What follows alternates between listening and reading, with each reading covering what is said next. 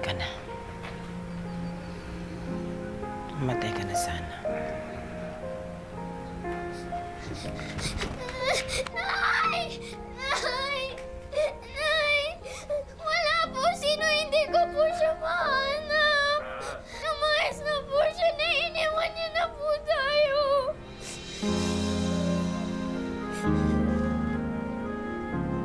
Pagmula noon, hindi na bumalik ang nakababatang kapatid ni Sally. Umabot pa sa maraming taon ang pagsaksi ni Sally sa madalas na pananakit ng ama sa kanyang minamahal na ina. Hanggang sa...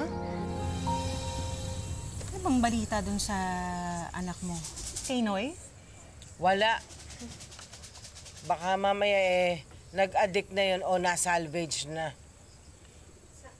Lumayas-layas siya. Hindi ba dapat siya ang nagtatanggol sa akin itong mga panahon na itong wala na yung tatay niya? O kung ganon, bahala na siya sa buhay niya. Wala na rin akong anak na lalaki. Wala na akong pakialam sa kanya. Siyang babalik dito, ha? Mga kabataan ngayon, napakapasaway. Pare! Pare! Anday! Nakikiramay ako. Oo. Salamat.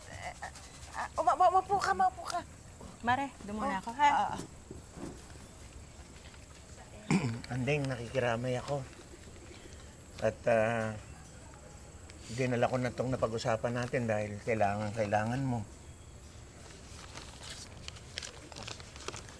Maraming salamat, pare. Kailangan ko to eh. Hindi ko alam kung paano ko maililibing ang kumpare mo kung hindi dahil dito. Ulog ka talaga ng langit, pare. Salamat. Paano? Tutuloy na rin ako. Ang importante lang, huwag mong kalimutang pirmahan tong kontrata. Ay, teka muna, magkape ka muna. Sally! Sally, maglabas ka ng kape dito, oh.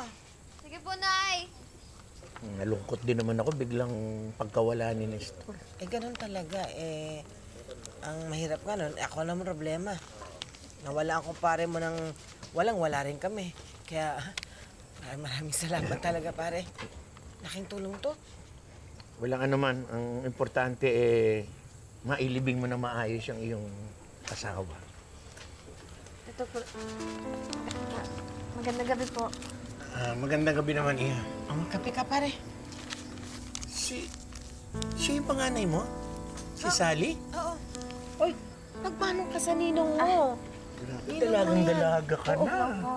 Ang bilis ng panahon eh. Ang ganda-ganda mo pa. Thank you po. Kausapin ko na lang po yung mga kaibigan ko po na yun. Sige po. Salamat talaga, pare, ha?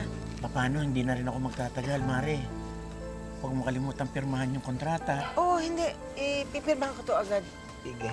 Maraming salamat, Sige. pare, ha? Condolence ulit, ha? Oo, pare. Salamat. Bago po, salamat. Salamat sa